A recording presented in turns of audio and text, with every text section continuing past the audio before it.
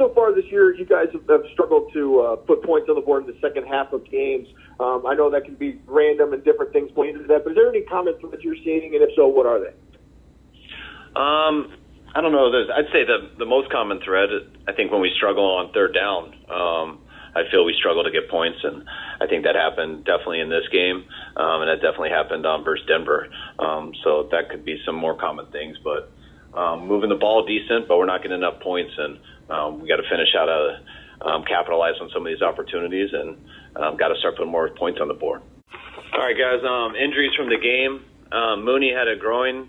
He's day-to-day. Hopefully he'll be ready for Sunday. McGlinchey, calf contusion, day-to-day. Hopefully he'll be ready. Charlie Warner, AC sprain. He's day-to-day. Huff had symptoms this morning. He'll be in the concussion protocol. Flanagan fouls, knee tendonitis, should be fine. Drake Jackson, knee sprain. He's day-to-day. Samson Ebucom, his Achilles tendonitis, he's day-to-day. Go ahead, guys.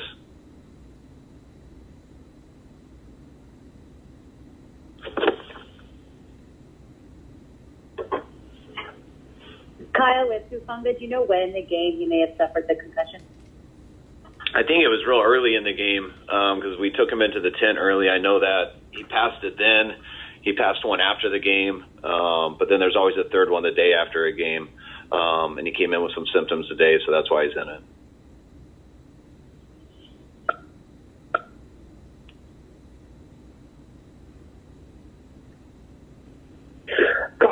What do you think the chances are of getting Bosa and Trent Williams back this week? A lot better than last week. I'm really hoping for it. I think there's a decent chance.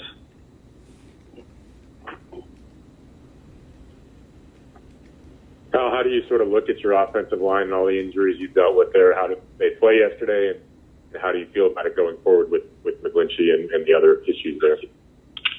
I mean, we obviously lost, so I thought everybody could have done better. But I mean, it wasn't a bad day by them. We had to mix the guys up a little bit. We're down a couple guys to start, but lost some in the game. But they kept the guys. They kept, for the most part, they kept Jimmy clean, and but it'd be nice to get some of those guys back this week. And it was good news to at least know that we have a chance with Mike this week, and we have a much better chance this week than we did last week with Trent.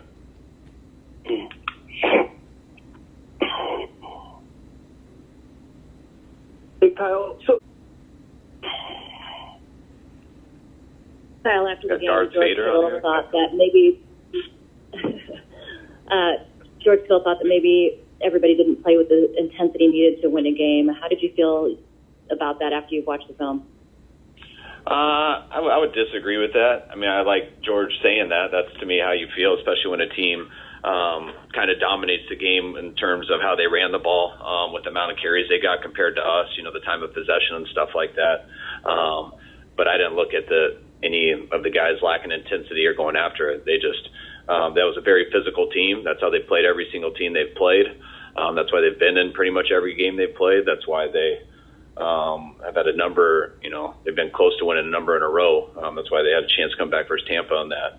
But I thought it came more down to the turnover that we had and not converting on those third downs that didn't allow us to, get into our physicality with running the ball.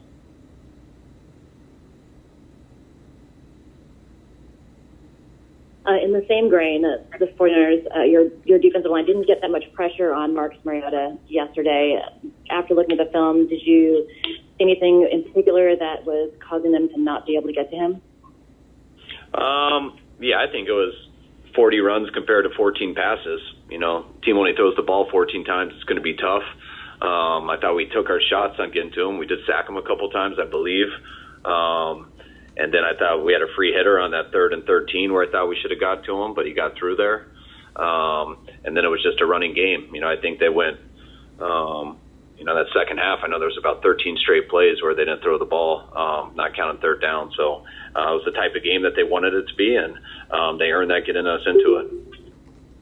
Kyle, how do you feel that your defensive tackles in particular, a lot of those guys obviously reserves, fared against the run? I mean, they wore us down. I mean, we knew that would be tough. That's what they tried to do to everybody. And I think at times we did decent, but they got way too many third and shorts. And when we had our opportunity at some third and longs, I thought we kind of blew it.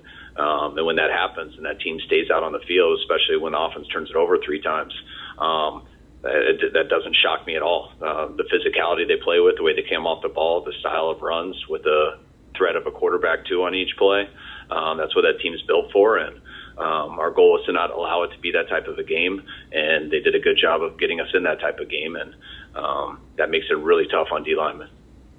Along those lines, how big is Armstead's loss right now, and where is he as far as a potential return? Yeah, it's a huge loss for us right now. Same with Javon, and not having him in there either. I'd be very surprised if he's back this week, but hopefully he'll have a chance, maybe LA, or hopefully even if not, hopefully then we'll have our bye week, which gives him another week, and hopefully we'll get him back by then. But we're still not sure right now. When you come back from these long East Coast trips, you haven't had a lot of success. I know some of that is you come back more injured than when you left. But what do you see there? How hard is it? What are some of the challenges in getting guys kind of back on schedule when you come back from a long trip like that? I think there's an adjustment, just like there's an adjustment when we go out there. I mean, when you go out there and you stay for a while, it takes us a while to kind of feel right and get used to the time change and things like that. And when you stay out there for as long as we did, the same thing happens coming back. So, I don't know if that's a coincidence. I do know we struggled in the Green Bay game last year, but I also think we struggled a few games after that. I don't think we were quite where we wanted to be at that time. I know you go back to 19, then we struggled versus Atlanta coming back from that big win versus New Orleans. So I know we can throw those in, which, you got to be aware of it. That's why we didn't have a day after a game today. Usually I have the guys all in today, but I gave it off to them just because we've been away so long. I want them to stay home, get their schedule right, mentally be ready to come in Wednesday, be with their families a little bit. I know they're going to do their stuff on their own on Tuesday with all their regen things and stuff, but hopefully we give them enough rest and they come in Wednesday ready to attack and get this game plan ready for Kansas City. How is Jimmy Ward post-surgery, and is there any chance he could be able to play at some point with a pep on his hand? Yes, I haven't gotten to talk to Jimmy yet, but they're saying he's doing really good post-surgery, and there will be a chance for him to play with his cast on. Okay, 2 more. Do you know when he will be having his surgery? Do you know when Mosley's having surgery? Yeah, a couple weeks.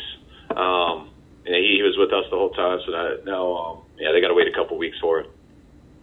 And Kyle, for Jimmy Ward, if he does have a chance to play with the cast on, would that be as soon as this week? It might be a little too optimistic for this week, but again, I haven't had the chance to speak to him personally. I just was told this a little bit ago that it's going well and that he'll be able to eventually play with the cast, whether that's this week, next week, or, I hope it's this week, but it's too early for me to know for sure. Okay, 1 more. Or no more. All right, thanks, guys. Guys good? Thank you.